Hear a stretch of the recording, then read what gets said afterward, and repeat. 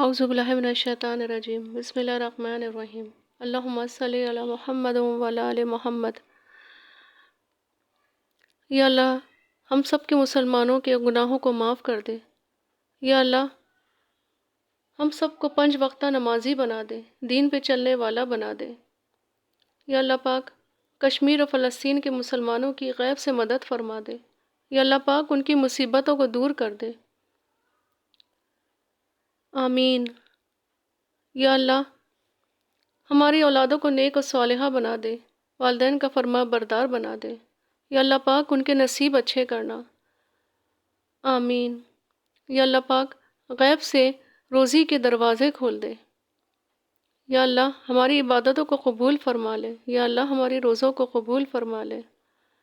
یا اللہ پاک چلتے ہاتھ پیروں سے اٹھانا، کبھی کسی کا محتاج نہیں کرنا، آمین ثم آمین۔ اللہم صلی علی محمد وعلی آل محمد۔ سورہ شورا کی آیت نمبر 13 میں اللہ تعالیٰ فرماتا ہے، اللہ اسے اپنی طرف آنے کی ہدایت دیتا ہے جو رجوع کرتا ہے اللہ کی طرف۔ اس الفاظ میں رہنمائی ہے کہ جن کے دلوں میں حق کی سچی طلب ہوتی ہے، اللہ تعالیٰ انہیں ہدایت کا راستہ ضرور دکھا دے گا۔ شرک کے انتہائی تاریک اندھیروں میں بھی ایسی سعید روحیں موجود ہوتی ہیں جو حق کی تلاش میں بے چین ہوتی ہیں۔ حضرت ابو بکر صدیق رضی اللہ تعالیٰ عنہ اس کی سب سے زیادہ نمایاں مثال ہیں۔ حضرت علی کرم اللہ وجہ، حضرت عثمان رضی اللہ تعالیٰ عنہ، حضرت سعید بن زید رضی اللہ تعالیٰ عنہ، حضرت ابو عبیدہ ابن الجرح رضی اللہ تعالیٰ عنہ، حضرت عبد الرحمن بن عوف رضی اللہ تعالیٰ عنہ، حضرت طلحہ رضی اللہ تعالیٰ عنہ، حضرت زبیر بن العوام رضی اللہ تعالیٰ عنہ اور حضرت سعد بن ابی وقاص رضی اللہ تعالیٰ عنہ جیسے صحابہ جو عشرہ مبشرہ میں شامل ہیں، اسی رجوع الی اللہ کی وجہ سے دولت ایمان سے مالا مال ہوئے۔ حضرت سلمان فارسی رضی اللہ تعالیٰ عنہ کے ایمان لانے کے واقعے پہ غور کریں۔ طلب حق میں کہاں سے روانہ ہوئے، کن کن منزلوں پہ ٹھہرے اور پھر کس طرف منزل مقصود تک پہنچے۔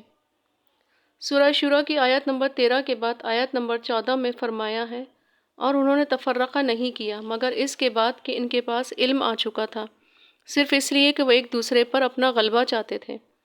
اس آیت میں یہ سبب بیان کیا جا رہا ہے کہ جب دین ایک ہے تو پھر تفرقہ کیوں ہوا، یہودیت نے ایک علیحدہ راہ کیوں نکالی اور عیسائیت نے علیحدہ کیوں۔ یہ سوال سب کے ذہنوں میں پیدا ہوتا ہے کہ اہل کتاب توحید، رسالت اور آخرت کے عقائد اور شریعت پر عمل کی اہمیت سے واقف تھے تو انہوں نے اقامت دین کے لیے جدوجہد کی دعوت کو قبول کیوں نہ کیا۔ مشرکین مکہ کی اس دعوت کے حوالے سے مخالفت سمجھ میں آتی ہے کہ وہ کتاب شریعت کی تعلیمات سے ناواقف تھے اور یہ دعوت ان کے مفادات کے لیے نقصان دہ تھی، لیکن اہل کتاب اس دعوت کی مزاحمت اور مخالفت میں مشرکین سے بھی زیادہ شدید کیوں ہوئے۔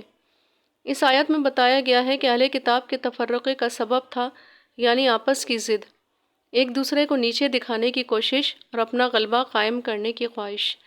اگر وہ نبی کریم صلی اللہ علیہ وآلہ وسلم کو نبی اور رسول مان لیتے تو ان کی مذہبی چودراہٹ ختم ہو جاتی۔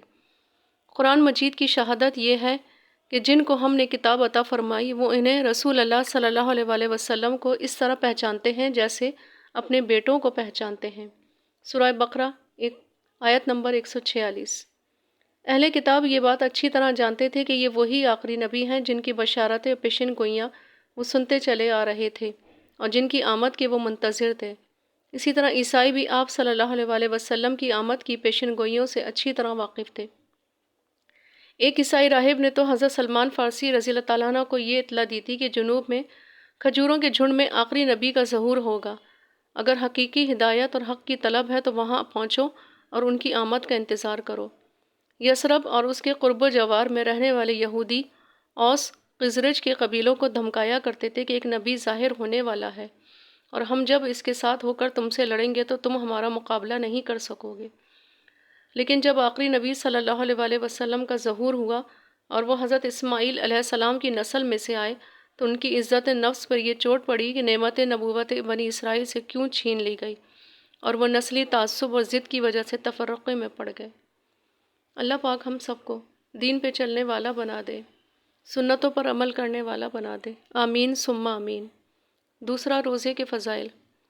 بعد نماز فجر پنجم کلمہ استغفار 70 مرتبہ پڑھیں۔ بعد نماز ظہر سورہ فاتحہ 40 مرتبہ پڑھیں۔ بعد نماز عصر درود ابراہیمی 25 مرتبہ پڑھیں۔ بعد نماز مغرب اللہ تعالیٰ کا پیارا نام یا وہاب 133 مرتبہ پڑھیں، اور بعد نماز عشاء تراویح صلاۃ و تسبیح 4 رکعت نفل نماز پڑھیں۔ اللہ پاک ہم سب کے روزوں کو اور عبادتوں کو قبول فرمائے، آمین۔